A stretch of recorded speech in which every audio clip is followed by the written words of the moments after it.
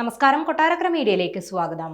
മരണാനന്തര അവയവദാന പദ്ധതിയായ കേസ് ഓട്ടോയെക്കുറിച്ച് തിരുവനന്തപുരം മെഡിക്കൽ കോളേജ് നെഫ്രോളജി വിഭാഗം മേധാവി ഡോക്ടർ മോഹൻദാസിന്റെ ആരോപണങ്ങൾ ശരിവെച്ച് കണക്കുകൾ. കേസ് ഓട്ടോ പദ്ധതി രൂപീകരിച്ചതിനു ശേഷം സർക്കാർ മെഡിക്കൽ കോളേജുകളിൽ ഇതുവരെ സ്ഥിരീകരിച്ചത് 389 മസ്തിഷ്ക മരണങ്ങളാണ്.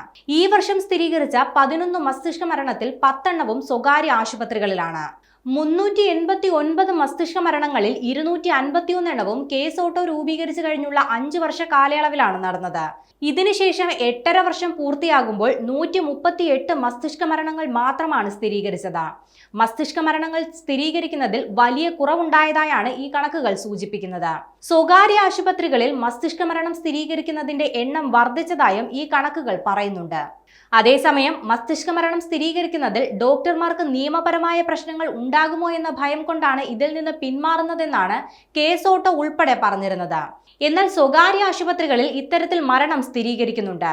കേസ് ഓട്ടോ പരാജയമാണെന്ന് സമൂഹ മാധ്യമങ്ങളിലൂടെ തുറന്നു പറച്ചിൽ നടത്തിയതിന് പിന്നാലെ ഡോക്ടർ മോഹൻദാസിന് ആരോഗ്യവകുപ്പ് മെമ്മോ നൽകുകയും ചെയ്തിരുന്നു. മെഡിക്കൽ കോളേജ് പ്രിൻസിപ്പൽ മുഖേനയാണ് മെമ്മോ നൽകിയത്.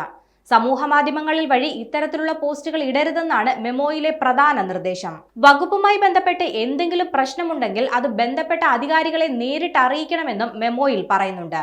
സമൂഹ മാധ്യമങ്ങളിൽ പ്രതികരണം നടത്തില്ലെന്ന് മെമ്മോയ്ക്ക് ഡോക്ടർ മോഹൻദാസ് മറുപടി നൽകുകയും ചെയ്തു.